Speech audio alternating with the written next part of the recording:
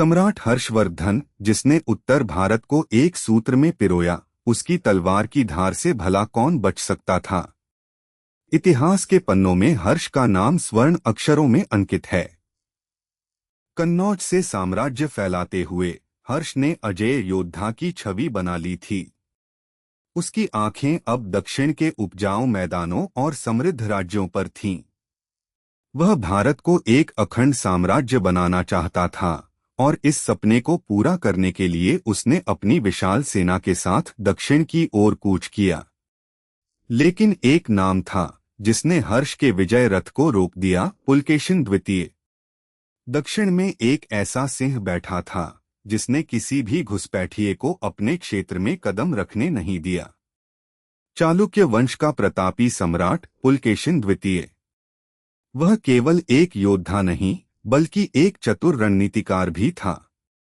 बादामी उसकी राजधानी थी और उसकी सेना, विशेषकर उसकी अश्वारोही सेना और हाथी दल, अपने पराक्रम के लिए विख्यात थे।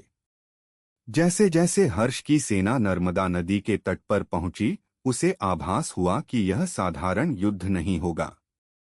नर्मदा, जो सदियों से उत्तर और दक्षिण के बीच एक प्राकृतिक सीमा रही है, अब दो महान सम्राटों की महत्वाकांक्षाओं का संगम बनने वाली थी। पुलकेशिन ने धैर्य और बुद्धिमत्ता से काम लिया।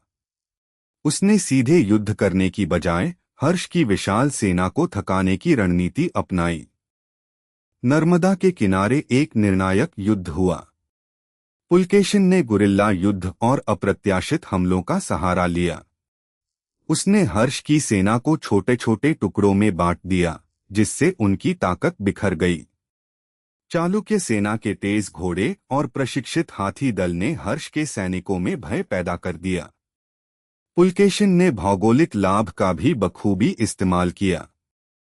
नर्मदा के उबड़-खाबड़ इलाके और घने जंगल हर्ष की विशाल सेना के लिए किसी जाल से कम नहीं थे।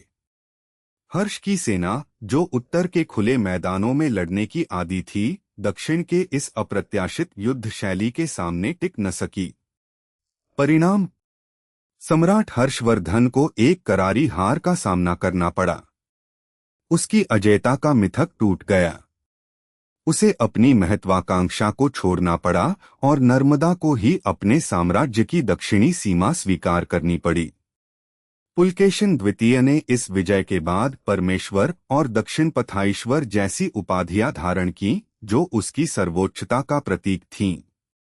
यह केवल एक युद्ध नहीं था, बल्कि इतिहास का वह क्षण था जब दक्षिण के एक शासक ने उत्तर के सबसे शक्तिशाली सम्राट को चुनौती दी और उसे पराजित किया। पुलकेशिन द्वितीय की यह विजय उसकी सैन्य प्रतिभा और दूरदर्शिता का प्रमाण है, जिसने भारतीय उपमहाद्वीप के इतिहास को एक नई दिशा दी।